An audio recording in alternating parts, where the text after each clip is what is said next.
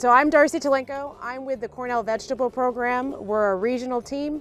We cover 13 counties in Western New York. The last 2 years we've had this opportunity to bring vegetables out here on the research farm, and that's what we got going on out here. I have both a cucumber and a tomato variety trial looking at organic management tools. On the organic side, there's not as much options for spraying and keeping the diseases out. For our cucumbers, we have one major disease we monitor, and it moves up from Florida every year, and that's cucumber downy mildew.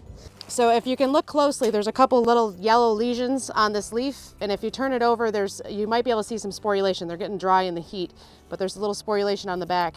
When this disease rages, it can completely defoliate that cucumber variety, and then there's no more production. So out here we have two varieties. We have a susceptible, the standard, the Market More variety, which is this cucumber here that you're used to seeing, and then the DMR 264, which is a cucumber downy mildew resistant one that was developed out of Cornell in North Carolina State. That one doesn't have any cucumbers quite yet. It's a little delayed in developing, but generally it's going to remain pretty green through the season. And then spray programs, we have 4 different spray programs. Copper's an option for our organic growers. We have an oxidate, which actually kills the spores, and then we're looking at the combination of the two, and then looking at new products, biologicals on that to try to incorporate into the system.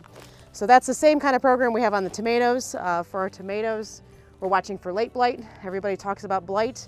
I just wanted to make sure you confirm which disease it is, because a lot of blight, like people say they had blight last year and it did not move into New York that we know of. So you need to make sure you confirm it if you have a home garden and you want to know what problem is. You have your Master Gardener program to submit those samples.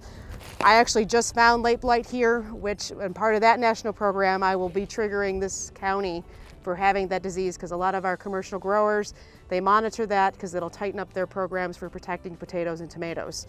So that one can come through without the protection and wipe out the tomatoes. Again, for that variety, we have one that's susceptible and one is resistant. So I found that on the susceptible variety. We also have a pumpkin variety trial.